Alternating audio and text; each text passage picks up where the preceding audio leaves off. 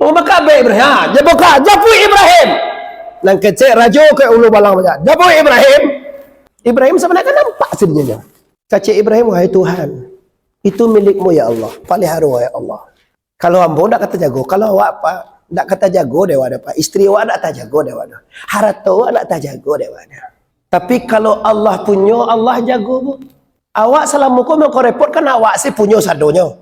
Tanah awak, sawit awak, oto awak, bini awak, anak awak.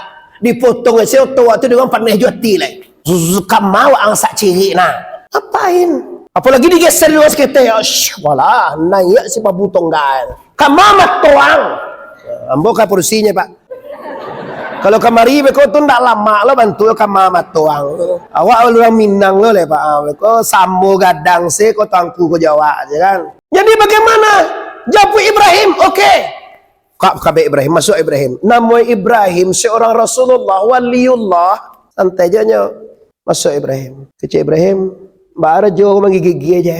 Karena ada orang mengata di antara Ibrahim dan jelek ini kau tolong doa namukat Tuhan engkau supaya ambo sembuh. Kecil Ibrahim, kalau cegak bawa ulang lihat. Indah. Doa nih Ibrahim. Kita sambil Ibrahim doanya. Doa khususnya. Cegahan penjaga Tuhan. Cegak sebentar. Wah cegak. Kabe Ibrahim. Naik luar nunggu tu lihat.